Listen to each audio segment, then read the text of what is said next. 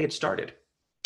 Today's theme, the topic is the surprising key to become your investor's favorite portfolio company. And you may be thinking, well, sure, it's revenue growth. It's all about revenue growth. And I'm not going to tell you revenue growth is not important, but I can tell you it's not the only thing. In fact, it's not the biggest thing. And so that's what we're going to focus on over the next hour. So you are definitely in the right place. If you have raised capital from outside investors, whether it's a venture capital firm or a private equity firm, you're in the right place if you're thinking about doing it this year. So you're kind of, maybe you're having those discussions, maybe you're even negotiating. If you're thinking about it for next year, I still think this is going to be helpful. And maybe, frankly, you're just curious. So why don't we find out who's who? I'd love to kind of know who you are. So I'm going to throw a little poll up right now. Hopefully you can see that. And if you can just click on one of those, do you have VC investors? Do you have private equity investors? Are you raising capital this year? So for the next 3 months, are you thinking about raising capital? Or heck, if you're just curious and you just wanted to tune in to maybe understand what that experience would be like of working with investors. Any of those are fine. I'm not going to kick anyone off. Don't worry. So let's end the poll and let's take a quick look. So here are the results. Hopefully you can see that. So about 20% of you have investors. Another 30% are close to having investors, about half. And the other half are thinking about it, and that's awesome. So that's great. Well, you're in the right place regardless of which of those categories you fall into, because my goal today is to help you create a terrific relationship with your investors. Now, so many business leaders raise money from investors and think, it's a big sigh of relief. And there's no question it is, right? You work super hard to raise money. It's some of the hardest processes, negotiations in business. And I've worn your shoes. I've done it. I've been there. Unfortunately, the work is just beginning when you do that. So my goal today is to help you get the most out of it. Let me give you just quickly some perspective. I have raised venture capital to start 4 companies of my own, 3 of which we've sold, raised about a total of about $55 million from a variety of VC firms across the country. I've also spent almost 3 years as an operating partner at a $6 billion private equity fund here in Chicago. So I got to see the inside work of how a PE firm works and worked with a number of its portfolio companies as well. I now am a full-time executive recruiter and also teach recruiting at the Kellogg School of Management here in Chicago. So I've been in and around this stuff now for 25 years. My sole focus is on VC and PE-backed companies. And so that's kind of the perspective that I'm bringing. I just wanted to give you one more housekeeping note. I'm definitely going to stick around for questions at the end, but if you want to ask questions as we go, that's the great thing about being live. So just type it in the chat box and we will answer them as we go. Okay, so why is this important? Why should you care? Why did I think it was worth you spending 59 minutes of your time? I'll tell you, there's quite a few reasons.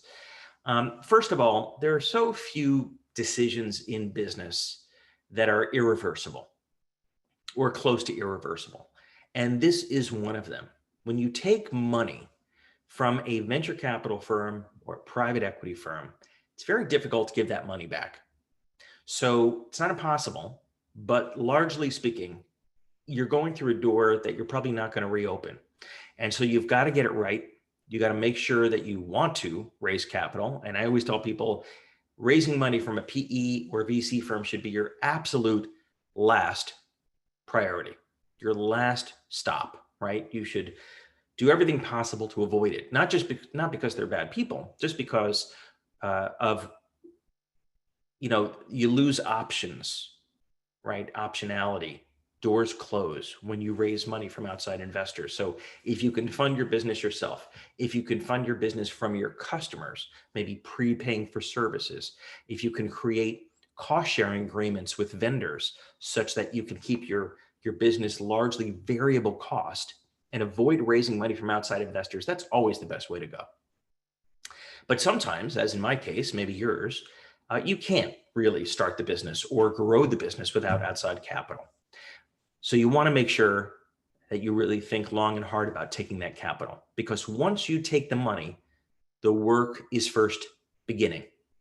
It creates a lot of extra work to have outside investors. And that's the purpose of this hour, is to talk about how to minimize the work and to build a great relationship. Another reason that this is crucial is that the investor's behavior before the deal can vary greatly from their behavior after the deal. I've seen that with my own eyes. I've been involved in a number of companies on boards, et cetera, where the investors are truly in one spirit or one frame of mind prior to making the investment. And then a lot of things change after. And part of that is driven by what is called the portfolio effect. And if you're not really familiar with this concept, it's crucial to understand if you're going to take money, because the world looks very different from the eyes of an investor and the eyes of you, the operator. Whether you are the CEO of the business or perhaps you're on the leadership team of the business, the operator are the group of people running the company.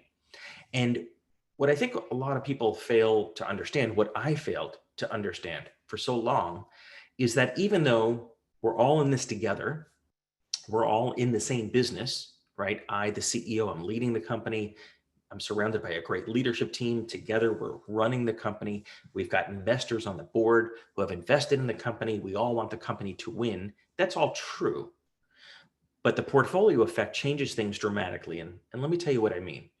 So there are times in the relationship between you and the investor when your needs and interests are closely aligned. Probably the most at the closing dinner, right? So you raise money, $1 million, $5 million, $100 million, whatever it is.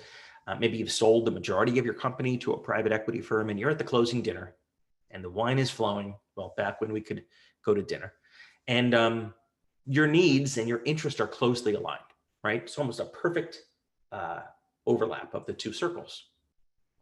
Over time, what you find is those circles go like this, right? There will be times where the degree of overlap is very strong, and there will be times when that degree of overlap is very small. It's a Venn diagram. And it's important to always keep this in mind. I lost sight of it so many times because you, as the operator and your leadership team, have one egg. And this is the Warren Buffett school of investing, which is to guard those eggs just jealously and protect them, because you've only got one. And if it breaks, you are hosed. Your investor, whether it's a private equity firm or a venture capital firm, has a portfolio of eggs. They have a bunch of eggs. In most cases, it's somewhere between 5 and 30 eggs, portfolio companies. And so your investor has a different mindset than you do, because their objective, their goal, is to maximize the collective value of that portfolio. And frankly, especially in early stage companies, one egg that grows into a beautiful swan can more than make up for all the other 29 eggs cracking and breaking and being worthless.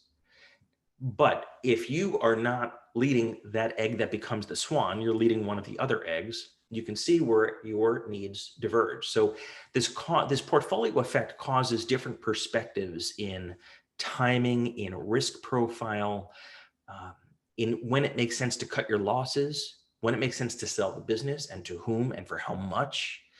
And so I didn't really understand this concept. I got my ass kicked quite a few times until I did understand it. Your investors don't sit down and explain this to you. And frankly, it's not really something that you study in school either. It's a bit of school of hard knocks. And so I hope you'll take away that while you do have close alignment with your investors at most times, there are times where it's not. And you have to protect the company, not just your interest, not just their interest, but the company's interests. And we'll give you some specific examples of that in a few minutes. Other reasons this is so important. Even CEOs get fired. Imagine starting a company and you raise money and you lose control of the company and you're fired from your own company, the company you started, it was your baby, and you led it for 6 years and you're fired. This happens all the time. Now, the investors often call it being promoted to chairman, but make no mistake, you're no longer the CEO of the business. And if you don't develop a great relationship with your investors, this can happen to you. It happens every day. When that happens, unfortunately, what also often happens is this lack of continuity, this disruption can derail a very promising company. So giving birth to a company, not just a startup, but even a 10, 20, $50 million company, is such a fragile thing. It's like a relationship. It's like a marriage. And it doesn't take much to throw it off the rails. But when the CEO is removed, especially against her or his will, it can derail the whole thing. It can implode in a matter of months. Some other things to keep in mind as to why this is important. Your investor is likely very intelligent, but your investors may or may not have led a business themselves. So their goal is to give you advice, the best counsel that they can, show you different avenues and possibilities. But if they haven't sat in your seat, it doesn't make them a bad investor, right? Warren Buffett is a phenomenal investor, never really ran an operating company. But many investors just don't have the subtleties, don't understand the subtleties of what it's like to do some of the things that you have to do as operator, build a brand, scale a sales team, et cetera. Also, your investor may be new to private equity or venture capital, right? You're going to be working with different people at the firm, and some of them haven't been doing it that long. So they're still learning their job, right? So for all these reasons, it's important to think about, and I'll give you some strategies behind how to build a great relationship with your investor. Because if that relationship starts to fray and comes off the rails, it's not long before the same thing can happen to you and to your company. Now, I want to take just a minute to really distinguish venture capital from private equity, because I've lumped them together just for the sake of a webinar. And I'd say 95% of the things, the concepts that we'll talk about are the same. But it is important to understand the differences. Now, for those of you that may not know, VC firms tend to invest in earlier stage companies, anything from a raw startup to 5 million revenue, 10 million revenue. Perhaps the business is just establishing product market fit, proving out a new market. Now, VC investors are typically swinging for the fences. They need that company to have the ability, the possibility of being a home run, being the next Tesla, the next Amazon, the next Google, the next game-changing company. And the reason is that most of those other eggs in their portfolio are going to break and be worthless, but that one egg will more than make up for it. So VC investors bring a very different mindset than PE investors. Same basic dynamics, but they're really backing the team. They're backing the CEO. They're backing the founder. PE firms are investing typically in an ongoing business, a sustainable, durable business that's proven. They're investing in the metrics. And that's not to say the CEO is more disposable, but you do see more turnover in PE-backed companies than VC-backed companies. As a 25-year headhunter, I can tell you I do a lot more searches for PE-backed CEOs that have been replaced or being replaced than VC. So you really want to understand those dynamics. And then, of course, some funds are investing in both, and there's a lot of mishmash between the two these days. But regardless of whether it's venture capital or private equity, it's important for you to understand.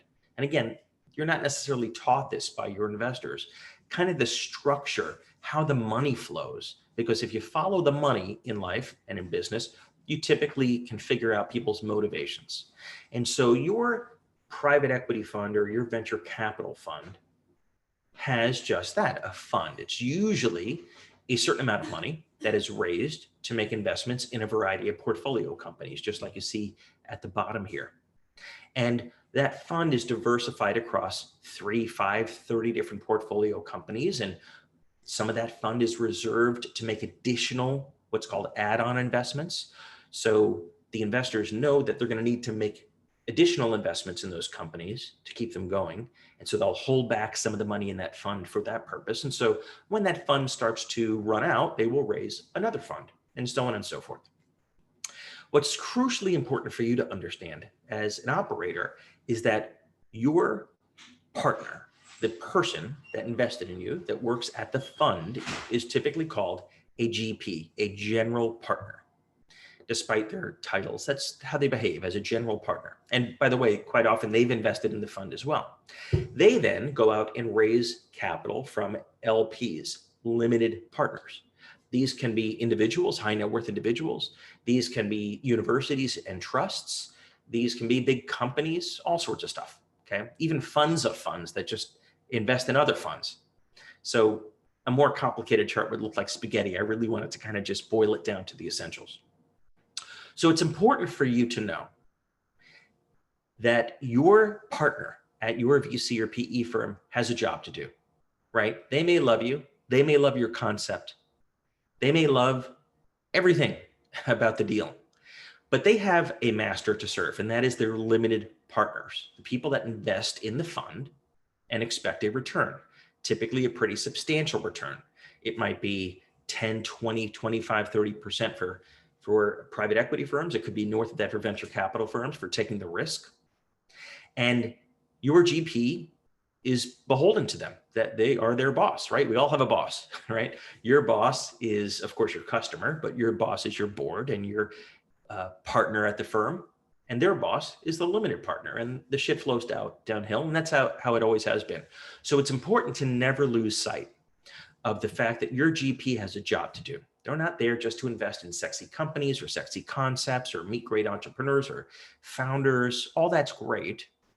But if they don't deliver returns, results, by the way, that outperform other VC and PE firms, remember there are $3 trillion on the sidelines at these firms. There are thousands and thousands of PE and VC firms just in the US. And if your investor doesn't rank amongst the top ones, typically the top quartile, those LPs will take their money elsewhere and they won't be able to raise another fund. And that's the beginning of the end of your PE or VC firm. So you have to understand how the money flows, the dynamics. You're responsible for understanding that. And there's some great books and I can recommend those. So with that said, a number of you asked me as I reached out, what would you like to cover on this call? A number of you said, what leads to a successful exit? I've been very fortunate. I've had 3 exits out of 4. I also had to shut the doors on one company, which was very painful. And I've also read and studied a lot of what leads to a successful exit. And that exit, of course, can be an IPO, an initial public offering, or an acquisition, which is far more common, by the way. 99% plus are acquisitions. And so there are a number of factors, and let's go through them. Obviously, to lead to a successful exit at the end of the game, right, you got to choose the right market, and your investor needs to choose the right market. You also need to choose the right market at the right time. So there are people who invest in a category so sure that it's about to take off, and the category takes longer to develop.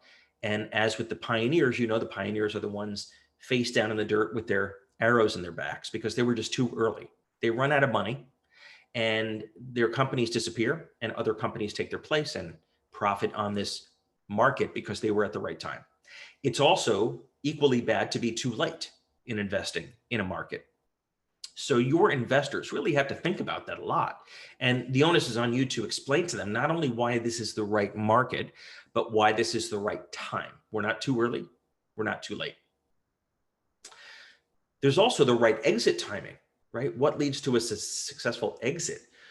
If you try to exit at a time when multiples are down, meaning the market valuation is down, public market, private market, that can lead to a much lower exit valuation or a much less successful exit than if you happen to get lucky and you're selling your company at the right time. Now, who decides the exit timing?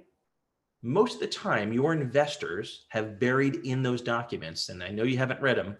Now's the time. This weekend, I want you to pull them out and read them. Because typically, even if you haven't sold the majority of your company, your investors have a very influential say, if not blocking rights, on when your company is sold or goes public and to whom and for how much. You think that's your decision. You think it's a board decision. It may very well just be your investor's decision. So you need to understand that. Okay, what other things lead to a successful exit? Obviously, the right leader, right? Especially in a venture capital-backed company. If we don't have the right horse, if we're not betting on the right person, we're probably going to fail. And their ability to build the right team, to launch the right products and services, and then, of course, flawless execution, right? It's no good to have a great concept and then you can't execute, and that kills so many companies. Luck and timing also play a significant role in a successful exit. There's just a million factors completely out of your control, right? Shit happens. Sometimes it's good, sometimes not. And also your competitors, maybe they've raised more money, maybe they're just better at executing. Maybe they got lucky. Maybe they got lucky and closed that big account that you thought you would close. So there's so many factors that lead to a successful exit. What I want you to focus on are the ones you can control, because you've already picked your market and your timing, you're already going, right? Be the best leader you can be and make sure that you keep the confidence of your investors. And I'm going to walk you through how to do that. Build the right team, because business is a team sport. You're not going to do this on your own, and execute flawlessly. And I'll give you some thoughts on that too. Okay, so let's think about your partners now, right? Your venture capital firm or your private equity firm, they've invested in you and you've closed the round and you've had your closing dinner, or these days you don't have a closing dinner, you have a closing Zoom meeting, and you've got this team, right? You now have this new partner and everybody's happy, everybody's excited. There's nothing but possibility ahead of us, and we're all completely aligned. Those circles in the Venn diagram are perfectly overlapped. Now, before I go on, I want you to type in the chat box if you can identify with this, with this being a situation that you can recall, right? Maybe it was a customer, maybe it was an investor. Just type yes or no if you kind of know what I'm talking about, that feeling that we're all in alignment, we're all in this together, everything is going to go great. It's nothing but upside. I'm seeing a lot of yeses. Someone says, I'm in the middle of this right now. Awesome. Someone said yes with a lot of exclamation points. Great. So now let's really think about the firm. I want you to put yourself for a couple minutes in the role of your investor. Okay. You are them. The roles are reversed.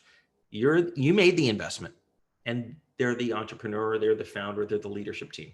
You need to understand the fund dynamics. Each of these people at this firm, right? This is a 7-person firm. They got partners, they've got associates, they've got the executive assistants. Each person has their thing, or as I like to say from New York, everyone has their shtick.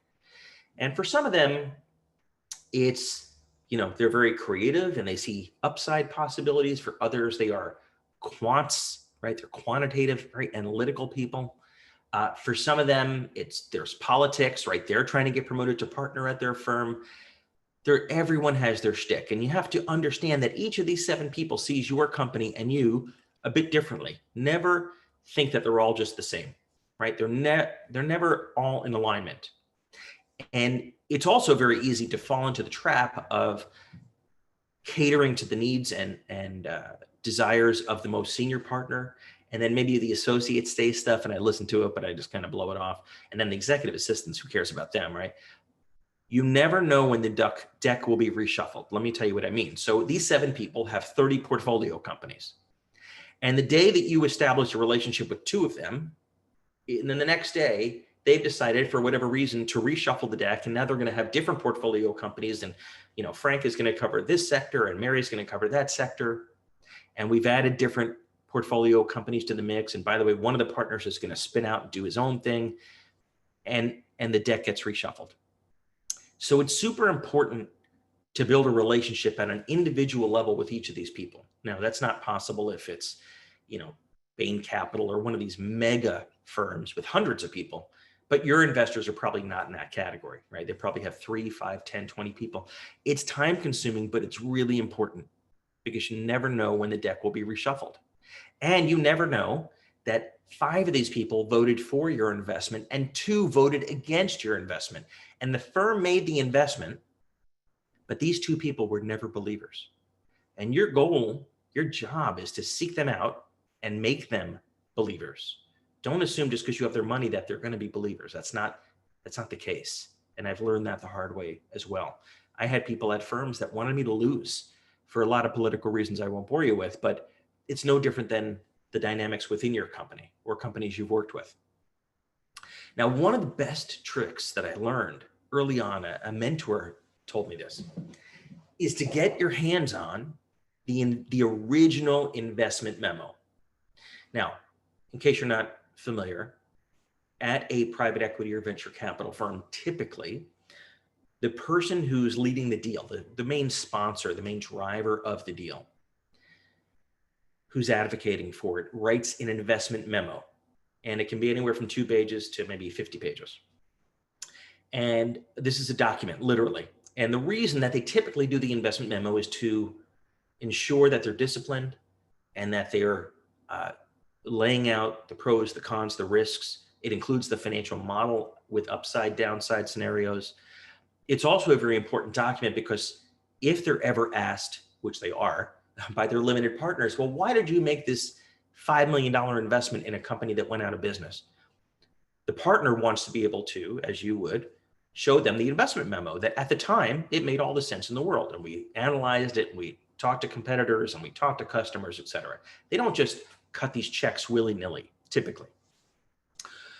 That investment memo holds all the firm's key assumptions around the investment, priorities, their concerns, their risks. Wouldn't it be great to be able to see that insider's guide to understand what they were thinking at the time they made the investment? Now, obviously, the earlier you read this, the better. Imagine if they shared it with you right before they made the investment. You could actually say, well, guys, you're making some assumptions here that are not correct. Or if you could see it right after the closing dinner, right after your hangover cures. But even if it's been a year, 2, 5, whatever it's been, I implore you to get your hands on this investment memo and read through it and understand. It really is the key to a great relationship because those partners have put their name on you. They are betting on you. They're betting on what you told them, what you sold them, the story you gave them, and the ability to educate them and correct any faulty assumptions or risks they laid out, as well as to de-risk your investment over time. So let's say that they had 4 big risk factors. And over the course of time, you're working at getting rid of those risk factors because you want the next investor who's equally smart to look at the business and say, wow, they had 4 big risks. And over the past couple of years, they've taken 3 of them off the table. That's huge. That's huge. So the investment memo is critical. And most of your investors will show it to you if you ask. And they might want to remove some sections about, you or things they may not want you to know. But in general, it can be a great working document.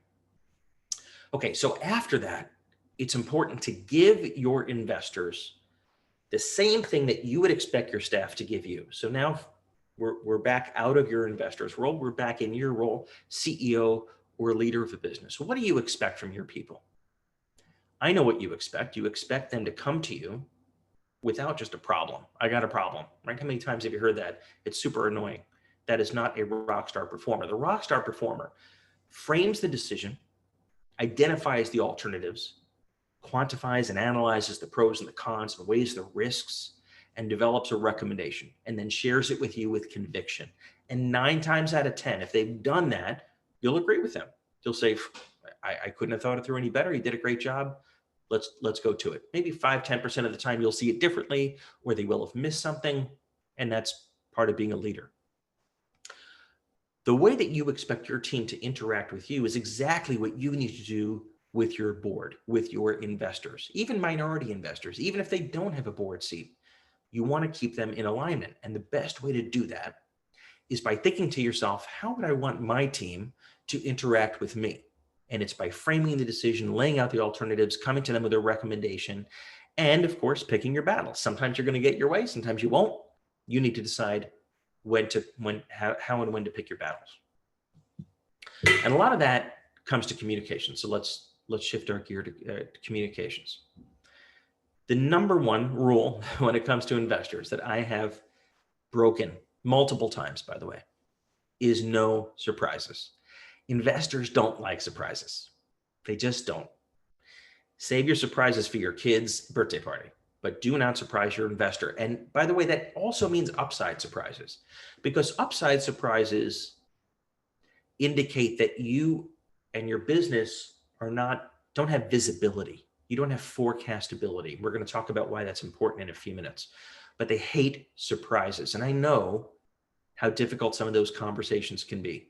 But trust me when I say that those conversations pale in comparison to the conversation that you have about being promoted to chairman or about this being your last time you can surprise the board. Very, very difficult discussion. Now, the way to do that, I think, is to divide and conquer. I didn't understand this probably until my second company that I started. And what I mean by divide and conquer is not to play the board members against each other or your investors against each other. That's not what I mean. What I mean is to invest the time to meet with them individually on the phone, on Zoom, in person, and understand their unique perspectives. And what I found was when I started to do that is different investors had different concerns, different risks, different ideas that I could leverage. They had different candidates that I might want to hire.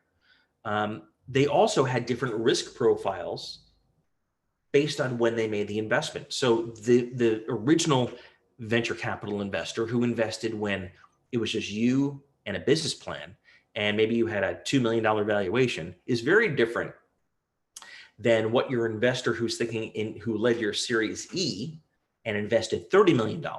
It's a very different risk profile. It's very different exit timings they might be thinking about. And if you don't meet with them individually to understand those things, you can't begin to even reconcile them. So that's dividing and conquering. It takes time. I recognize that, but it's super important because if you lump it all together, you're going to hear the average. You're going to hear the blended average, but the tails on either side are what you want to understand. And quantify. Help your investors, help you make better decisions. Help yourself build their confidence in you by quantifying things. If you know they're going to ask you to talk to 20 customers to see what they think, then don't wait to be asked. Talk to the customers. If they want you to, if you know they're going to ask you to analyze the competitive pricing strategy, do it before you're asked. Do it proactively, because that builds confidence and that instills the investor's ability to let you run with it. And that's what you're trying to build. Also, those communications have to be succinct. How many times have you been frustrated when your team comes to you or sends you an email a mile long and buried it somewhere in there is what I'm supposed to do? Like, is this an FYI? Are you just asking me? What am I supposed to do with this? And why are there 5 attachments? Do the same thing. Start with the so what. It literally should be in your first line of the email, the text, the Slack, whatever it is, the conversation. And by the way, you should be asking your team to do this too. Is this just FYI? Are you asking me to make a decision? What are the choices? And then give me the background information. So kind of flip it upside down. Super frustrating to investors who, many of whom are super, super smart, quick studies. They've seen this movie before, but for you to tell them a long story without the so what is super frustrating. When it comes to communications, the onus is on you to drive the agenda. Yes, they made the investment. Yes, they're on the board, but you, the CEO, the leadership team, drive the agenda and frame the conversation. Now, to do that, what I learned is to seek out their input on what the key issues are. One investor might say, well, I want to start to have the discussion around our next round of funding. One investor might feel it's time to have an in-depth product strategy discussion. Where's our product roadmap going? Another investor might have a third perspective. You need to reconcile those. You need to prioritize them. You need to seek their input. And often what you'll find is they just want to be heard. They just want to know that you've taken the time to hear them out and get it off their plate onto your plate and not ignored. And then you can drive the agenda and frame the conversation. Don't do it without their input. And a lot of times what I found was board members, investors would be frustrated with me because I didn't do that. And I just thought they would come to me. I thought they would tell me. I thought they would email me and say, hey, I want to talk about this on the next board call. They didn't do that. And then when it didn't appear on the agenda, somehow I was vilified. So the onus is on you to seek their input. And in general, as with your team, over communicate. Now that's made even more difficult in the situation that we're in right now, and frankly, probably will for the next year. And I think what I generally found was a weekly, if I didn't communicate at least once a week, I did notice things started to go south in the relationship. It didn't need to be a long, detailed update. It didn't need to be anything other than I'm thinking of you, just wanted to touch base, maybe some good news, maybe something that's on my mind. It could even just be just pinging them once a week. But I actually put it in my calendar. I encourage you to do the same. And it really made a big difference in the relationship. Okay, let's talk about the dreaded board meeting, the board meeting. And I mean BOARD, not BORAD. These things can be amazing, inspiring, liberating, energizing, or they can be awful. And I've had awful and I've had good. And let me share with you what I think separated the really good from the really bad. I know you've heard this before, and I know it's super hard to do, but delivering the deck, and I use that word liberally. I hate that word, but that's what investors are looking for. 3 days in advance of the meeting is crucial. Anything less than that doesn't give them time to read it, doesn't give them time to formulate their questions and their opinions, and doesn't lead to a good discussion at the board meeting because they haven't read it, they don't understand the background, and they spend their time in the meetings literally reading the deck. And if you find that you've fallen into that pattern, you're wasting your time, you're wasting their time, you're not getting their best thinking. Part of the reason you raise their money, the most expensive money you'll ever raise, was for their ideas, for their insights, for their relationships. And if you don't deliver that deck so that you can have a high performance board meeting, you're really wasting a lot of time. Doing that lets you frame the discussion. And as part of that, what I found was anytime I tried to load up the agenda with more than 2 big, meaty strategic issues, we failed. You want to come out of the board meeting, you want the board to be energized, excited, resold on your business. And to do that, you can't have 8 strategic issues to talk through. There's not enough time. There's not going to be enough quality discussion. And inevitably, someone is going to feel slighted.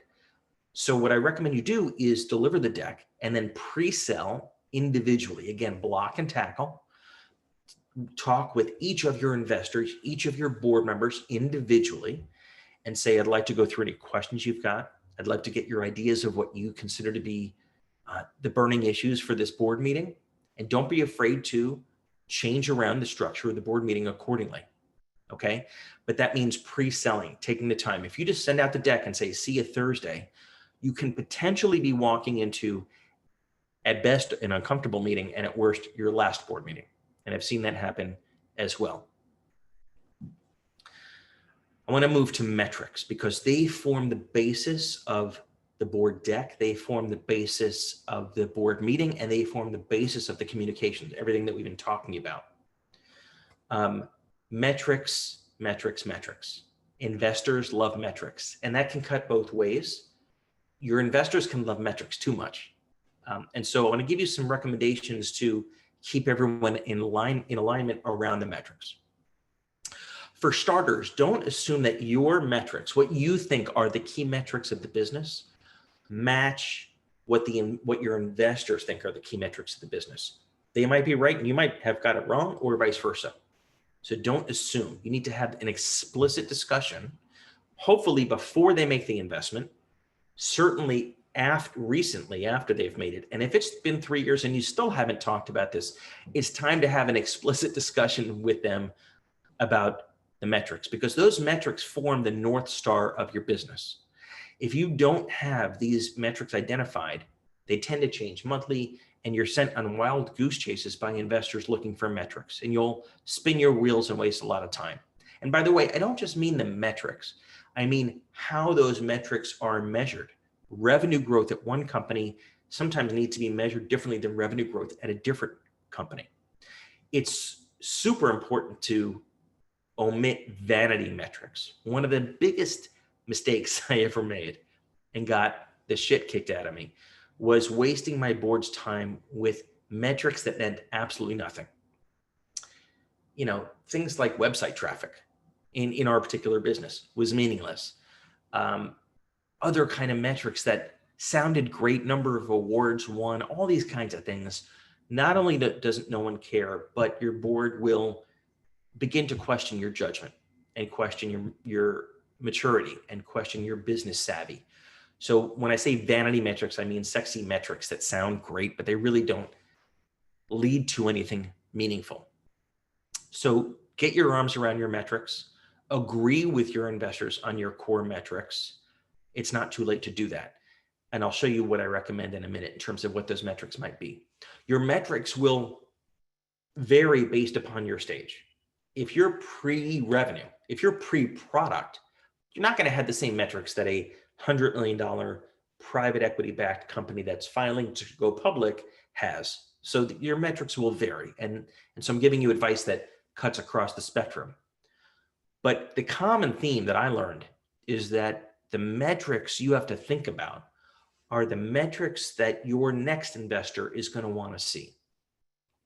So it's important to kind of think forward to your next funding event, maybe your next round, your next series, your IPO, whatever it may be. Maybe it's the company that might acquire you, and think about what will I need to have proven to them in terms of metrics to get that investment, and then work your way backward to make sure that you're doing the things that need to get done to achieve or reach that target.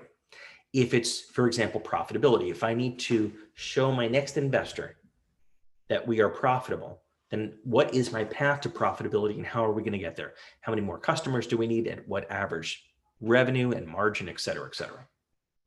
One of the best ways to do this is by consulting with the other portfolio company leaders of your investors. So presumably you maybe have VC investors, you've got private equity investors, and they've made a bunch of portfolio company investments.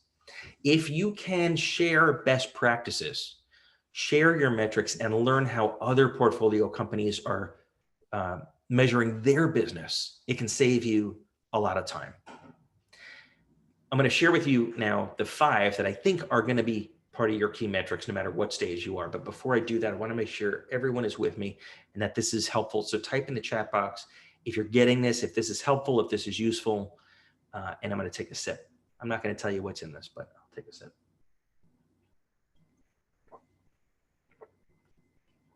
Okay, awesome. You're all with me. That's great. Okay, so what are the 5 metrics that in my experience are going to be key? Cash. You're going to have some cash metric because your investors don't want to find out, oh boy, we're in trouble. Okay, so that's going to be one of your metrics most likely. Second, revenue. And I want to break this down because revenue is not revenue is not revenue. There's a couple of sub-metrics that you want to think about and that your investors are going to want you to think about. One, of course, is revenue growth. Far more important than our actual revenue is what is our growth rate? And specifically, is our growth rate exceeding the category growth rate? Okay, so I've interviewed candidates in the past and they were so excited. You know, I grew my business at 20% per year. And I would ask them, well, what did the category grow at? And they said, well, 40% per year. Well, that's not good. So understand your revenue growth and understand your category growth. Quality of revenue. What do I mean by quality of revenue? What I'm talking about is repeatable revenue, whether it's a subscription, a recurring revenue, or was it a one-time lumpy revenue? I've had $1 million deals in my startups where I got lucky. I literally got lucky. I was in the right place at the right time. This customer had money to spend. It was December and they wanted to spend it and they spent it on us. And that's great, but it's not high quality revenue. It's not repeatable. I'm not going to get it next year. Concentration, revenue concentration. This is a huge one. And this kills a lot of companies. And that is your customer concentration. So no customer in your business should make up more than 5% of your total revenue. And if it does, you have a huge risk that customer goes away, which these days is happening. So understanding and tracking your customer concentration, you can do that as a percentage of your revenue that are your top 5 customers, top 10, top 1, agree with your board. And then last is visibility of revenue. What is your ability to forecast or tell your investors what your revenue will be next week, next month, next quarter, next year? The reason this is crucial, and I saw this working inside at a PE firm, is companies where revenue is forecastable, there's visibility, have a higher multiple than a company with the same amount of revenues that's not forecastable. So if you can forecast your business with 99% precision, you actually get a significant multiple increase or bump or premium, multiple premium, than the same size business that can't really tell you how we're going to do next quarter. And there's all kinds of different reasons for that. So revenue visibility. Let's move on to number 3, margin. And again, margin percentage as opposed to margin dollars. They're both important. But when your margin percentage is improving, you and your investors and your board know that the business is scaling in a healthy way, not just growth for growth's sake, which tends to be so common, especially with early stage companies. Client satisfaction of some sort, it can be net promoter score or something similar. And similarly, employee satisfaction. Are we able to attract them and keep them? What is our undesired attrition, our turnover rate? Understand how you're going to measure that as well. One of your key jobs as leader of the business is attracting and retaining talent. Keep coming back to these North Star metrics. These North Star metrics are crucial. Otherwise, your investor will say, what about this number? What about this number? What about this number? And they will ask you to play fetch, where you go away and you have to come up with the number and you dig it up and you put it together. And this game just repeats over and over. Be proactive and be consistent about your metrics. I'm going to go through this one last time because there was a couple questions. Cash, revenue, and the subcomponents, margin percentage, client or customer satisfaction, employee satisfaction.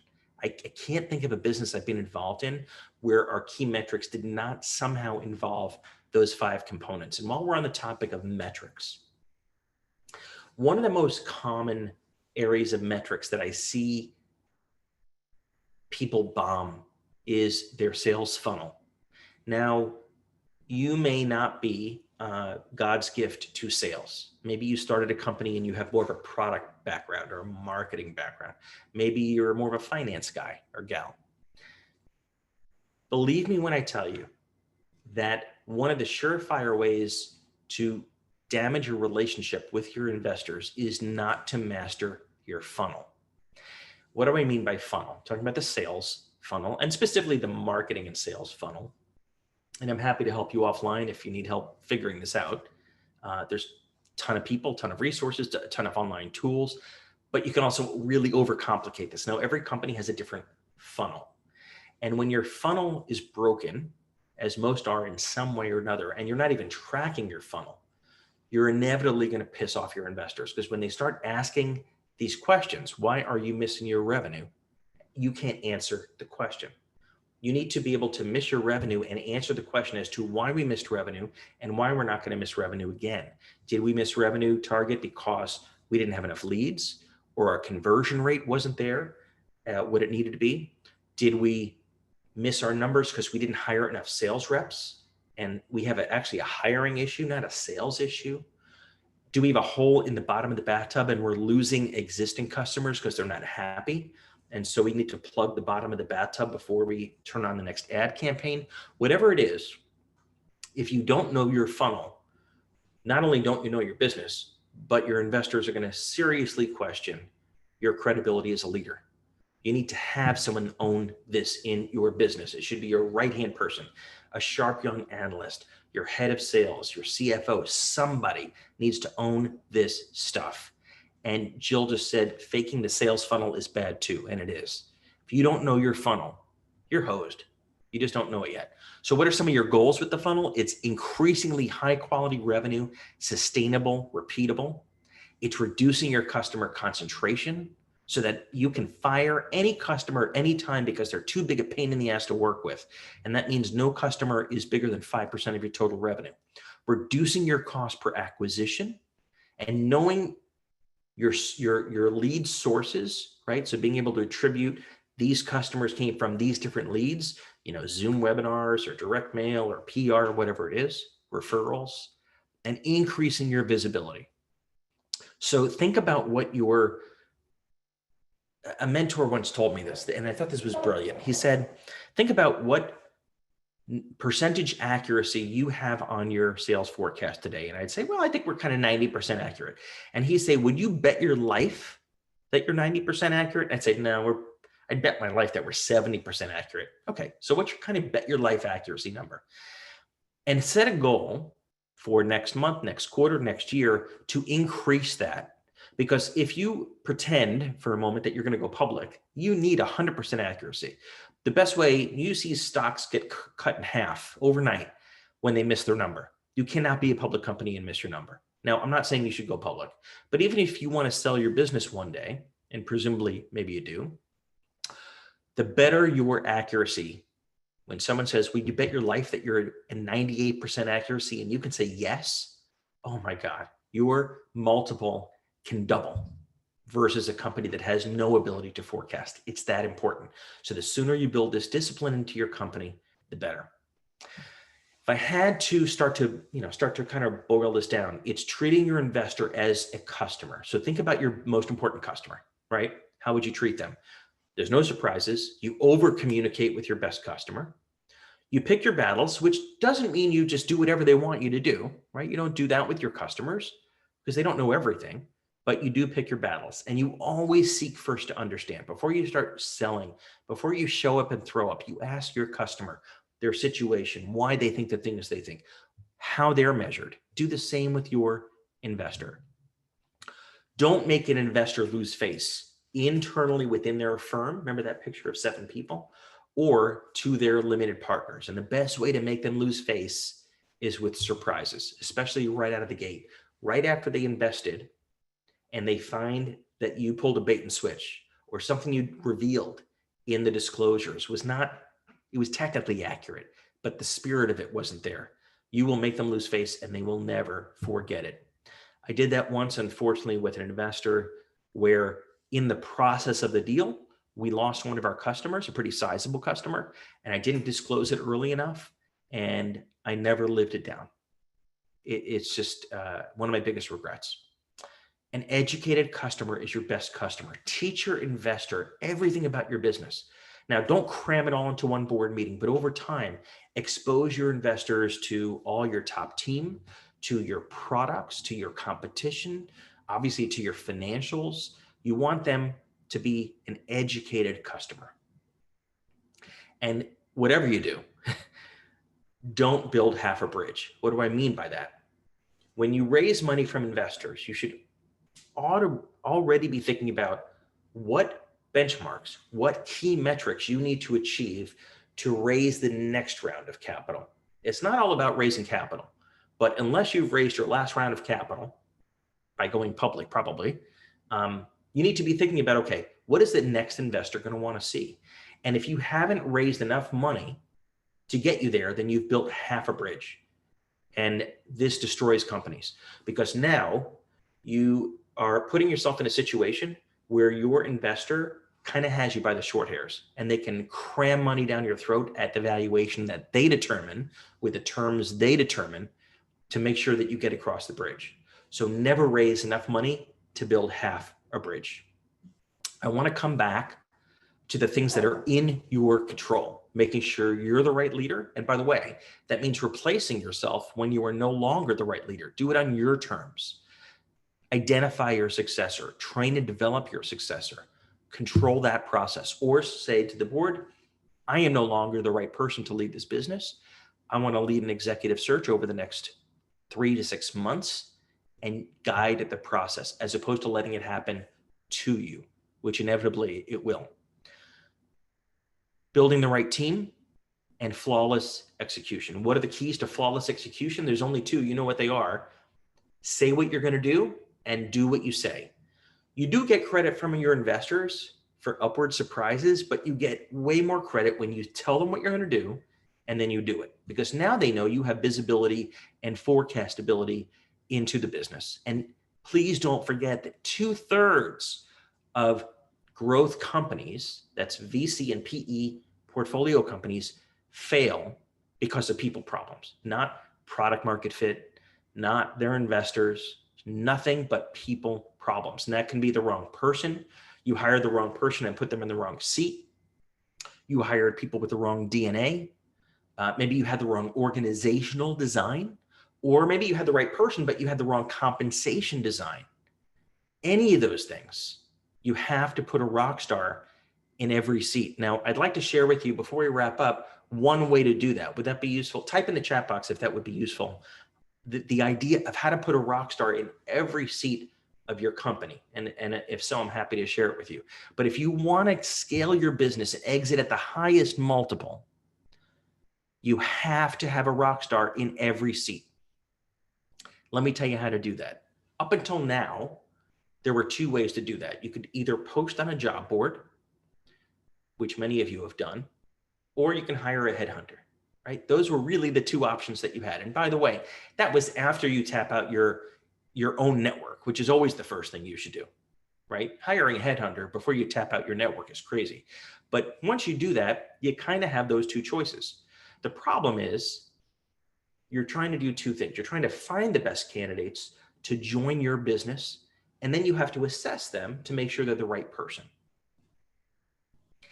Job postings don't assess. And frankly, they don't even find the best candidates. Think about it. Job postings only reach active job seekers. So even in a pandemic, even in a recession, fewer than 20% of people right now are actively looking for a job. So when you post something on your company's website, on LinkedIn, wherever, you're missing 80 to 85% of candidates, probably the ones you most want to talk to, the passive candidates that are currently working. So job postings are not the way to go. Super cheap, but they really don't deliver a lot of results. So that leaves you with headhunters. The problem with headhunters is they're super expensive, right? $10, $20, $50, $80,000 to do a search. Now, I'm a headhunter and I'm, very proud of the work that I do, but it's super expensive. Not because there's any magic to it, just because we have to do two things. We have to find candidates, and then we have to assess candidates. And it takes a lot of time to assess candidates. Well, what if you're already good at assessing candidates? What if you know how to assess and interview candidates? Why would you pay a headhunter like me to do that? It doesn't make any sense. We're going to interview, and then you're going to interview, and then you're going to pay $50,000. Doesn't make any sense. So about a year ago, I started to really think about this idea, and I created Shortlist. Shortlist is a concept where basically we separate the two parts, the assessing from the finding. We find the candidates, we leave the assessing to you. And this is kind of how I envision it, right? In the lower left, you got, really expensive. And on the right, you got really cheap. So job boards, really cheap, right? They find active candidates. Headhunters, really expensive. Great way to find passive candidates. Shortlist is designed to be the first that is super low cost, super fast, but finally reaches passive candidates. So you can put a rock star in every seat of your company. 10 finalists in 10 days, and it's guaranteed. There's no headhunters. It's super cheap, and it really works because it's targeted, right? Super targeted, that reaches out proactively to the best candidates and introduces them to you. And this has worked in all kinds of industries. My friend Joe, who's CEO of Varcode, hired a head of sales, says he saved $60,000 from what he would have paid a headhunter. Mary, who runs eMindful, venture capital backed company, hired a great product manager, right? Delivered 10 great candidates in 10 days. Alex saved $84,000 on one search with a general manager. Why pay 33% when you can pay $1,000? And that's what Shortlist costs, $1,000. Normally $2,000. Your first shortlist is just $997. So it's one way to help scale your business, which keeps your investors happy, which keeps your job. It all ties together.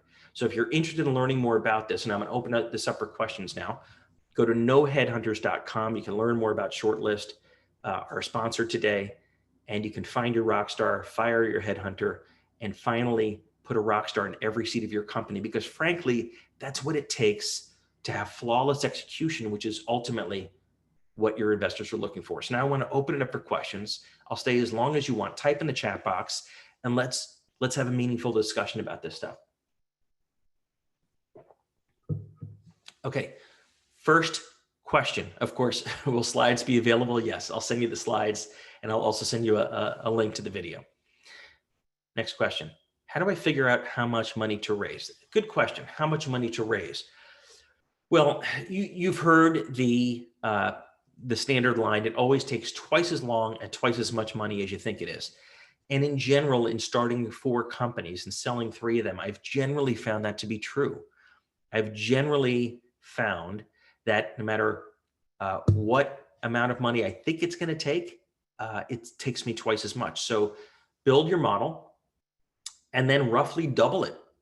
And that's how much money you want to raise for that round. Now, if that number is just not within reach, you got to scale back your plan, scale back your hiring, because that's probably one of the largest drivers of your investment. But it typically takes twice as long. Okay, next question from Steve. How much of your fundraise should go into personnel and hiring? It's a great question, and it does vary by sector, by industry. So this data is easy to obtain, and if you want, send me an email and I'll point you in the right direction. But you can look at typical P&Ls for your industry.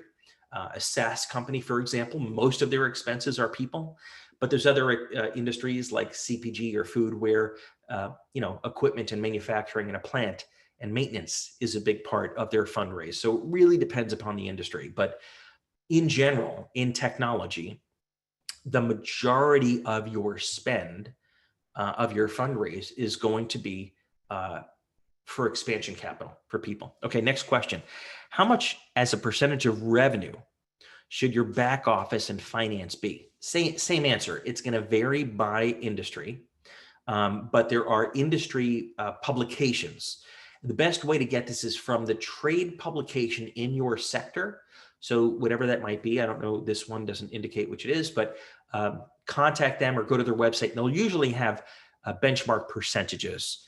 HR as a percentage of revenue is going to be relatively small.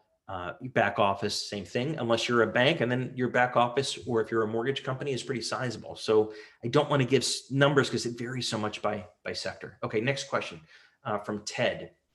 What are the pros and cons of cross-selling within the VC portfolio company? That's a terrific question. So I think what Ted means by cross-sell is leveraging other portfolio companies by selling your products and services to them. It's a great concept, but in my experience, it doesn't come to fruition as often as you think it might. So I've raised money many times, many rounds, different companies, and every time probably was promised by the investor that he or she would get all their portfolio companies to become customers of ours, and it would increase our revenues almost immediately after the day of the investment. I can truly tell you that while it did happen, it didn't happen anywhere near as often. And the reason is no portfolio company is going to buy something just because their investor says to buy it. It just doesn't happen.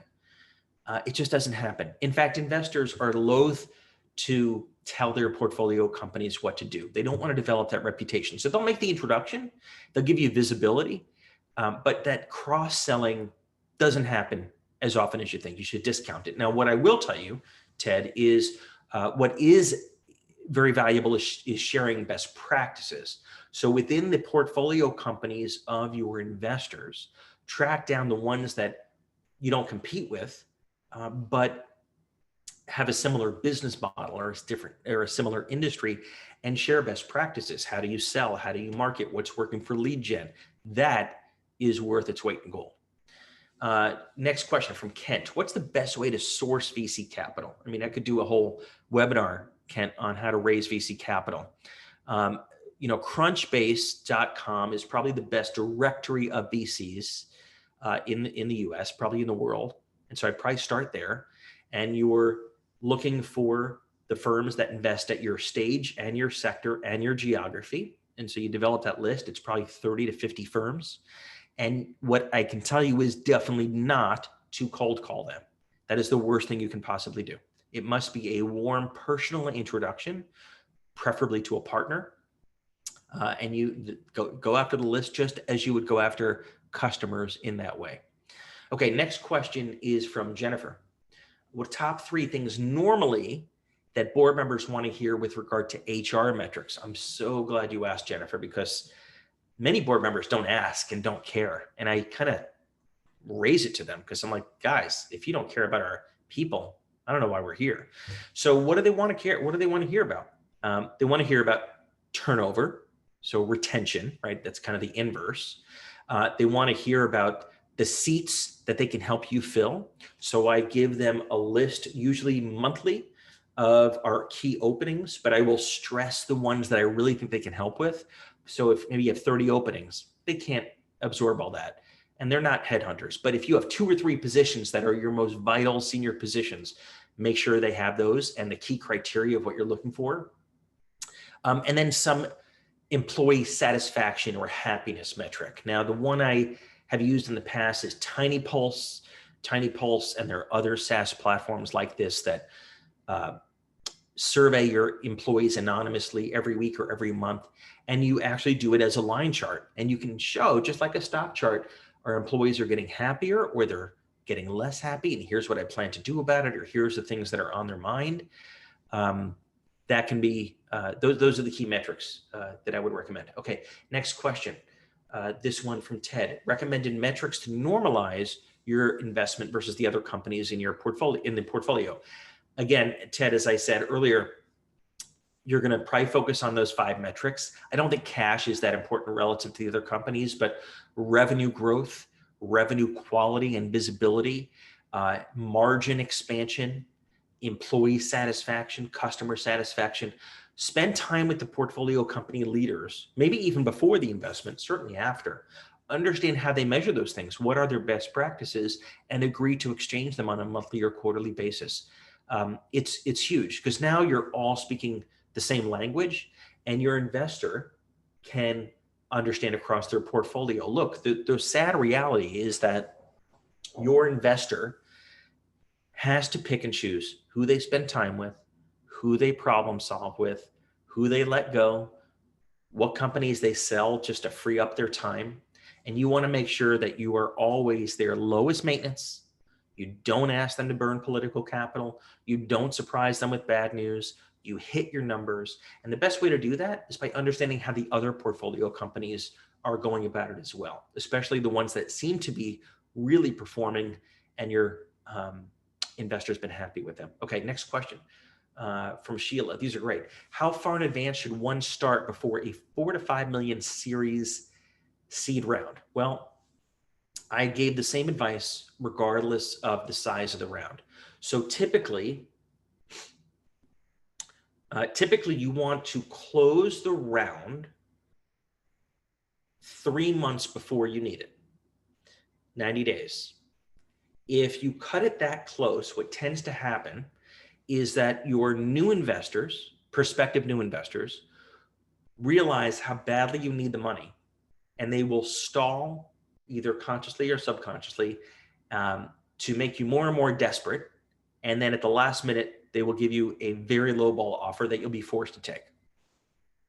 And especially if you've been negotiating in good faith because you haven't been negotiating with others. And so at the last minute, what choice? You have to take it. So to avoid getting into that 90-day danger window, that's a dangerous window, we need to close the round by day 90 before we run out of money. To do that, I typically then bill 2 to 3 months.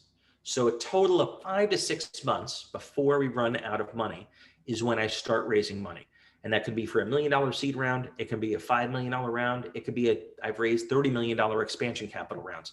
It always seems to take about 90 days. I don't know why. Sometimes over the holidays or the summer, it can take a little bit longer. People drag their feet, whatever.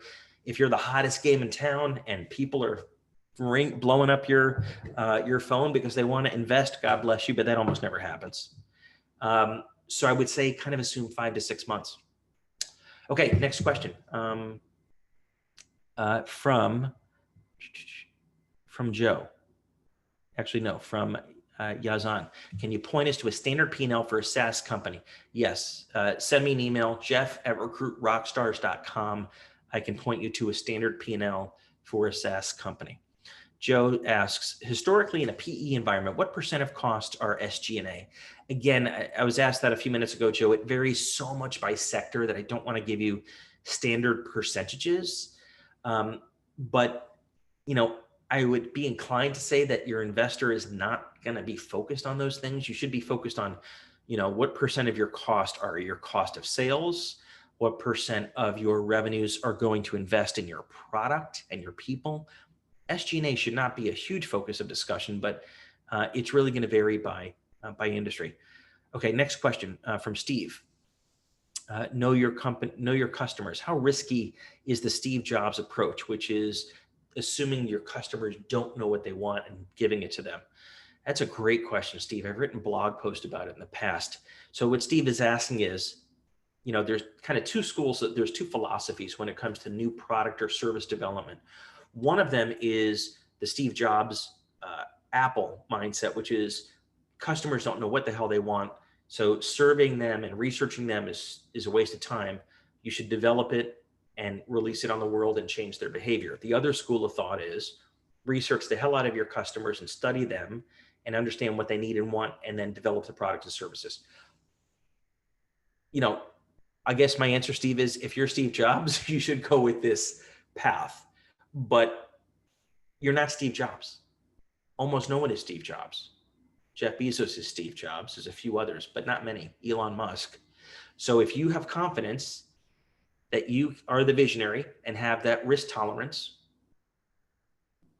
then I say go for it. But in general, researching the hell out of what your customers want and giving it to them is the way to go. Next question from Sean. My investors love my transparency and candor. What are your thoughts on transparency? It's a great question. I overweight transparency, and that's the inverse of no surprises. What does transparency look like? Transparency looks like, here's my leadership team. Here's my assessment of everyone on my leadership team. Here's my development plans for my leadership team. Here's my succession plans, who I'm planning to replace, et cetera.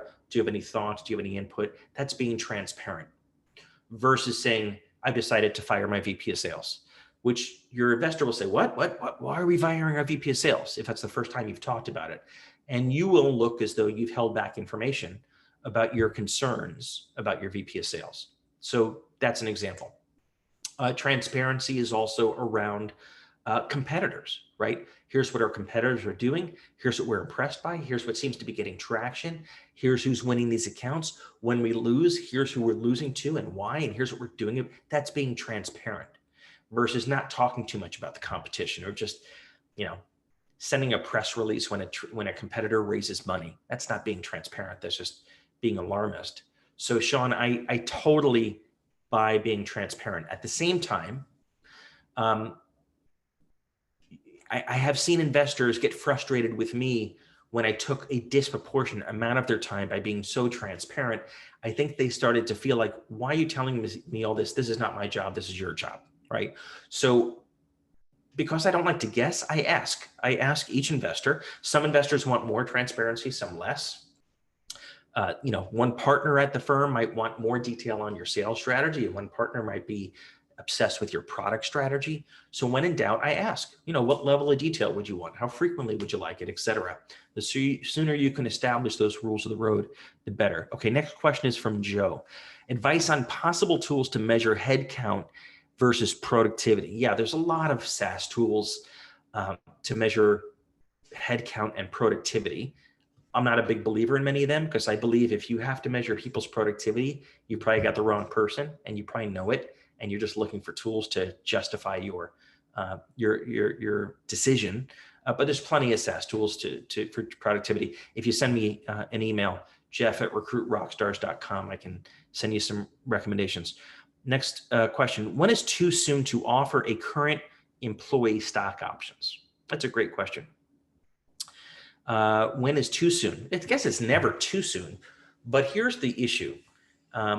If your employee is unsophisticated and doesn't value the stock options that you're granting them, you're giving away equity for nothing. You're literally diluting yourself, the management team, the investors for nothing. So I worked at companies where we had, certain parts of our workforce were heavily driven by stock options. That's why they came.